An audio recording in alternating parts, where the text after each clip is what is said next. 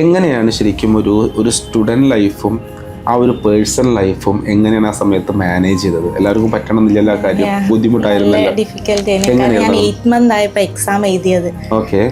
അപ്പോൾ അത്യാവശ്യം നല്ല ഡിഫിക്കൽട്ട് തന്നെയായിരുന്നു. പിന്നെ എക്സാം നമ്മൾ മോക്ക് ചെയ്യാനൊക്കെ 4 hours കണ്ടിന്യൂസ് ഇരിക്കാൻ അറിയുന്നത് ഭയങ്കര ബുദ്ധിമുട്ടായി. പക്ഷെ അതൊക്കെ എങ്ങനെയാണ് മാനേജ് ചെയ്തത് ഐഷ? എനിക്ക് പറ്റുന്ന പോലെ ചിലപ്പോൾ മോർണിംഗ് ഇരുന്ന് മോക്ക് ചെയ്യാനിരിക്കും, പിന്നെ കുറച്ച് റെസ്റ്റ് എടുത്ത് പിന്നെ ഉച്ചക്ക് പഠിക്കും. അങ്ങനെ ഫസ്റ്റ് പറയുന്ന ടീച്ചേഴ്സ് ഭയങ്കര സപ്പോർട്ടായിരുന്നു.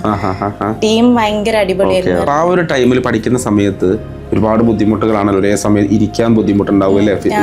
പെയിൻ വരാം, ബാക്ക് പെയിൻ വരാം, കോൺസെൻട്രേഷൻ കുറയാം. അതാണ് എൻ്റെ ടീച്ചേഴ്സ് ഭയങ്കര സപ്പോർട്ട് ചെയ്യുന്നു. ഞാൻ പറഞ്ഞു കണ്ടിന്യൂസ് ഇരിക്കേണ്ട, കുറച്ച് ഇങ്ങനെ റെസ്റ്റ് എടുത്ത് ഇങ്ങനെ ക്ലാസ് ഒക്കെ തന്നെ ഞാൻ ക്യാമറ ഓഫ് ചെയ്ത് കുറച്ച് ഇങ്ങനെ ഇനീച്ച് നിൽക്കിതാക്കിയൊക്കെ ചെയ്തിട്ടാണ് റെസ്റ്റ് എടുത്തിട്ടാണ് സപ്പോർട്ട് ടീച്ചേഴ്സിന്റെ ഭാഗത്ത് നിന്നു.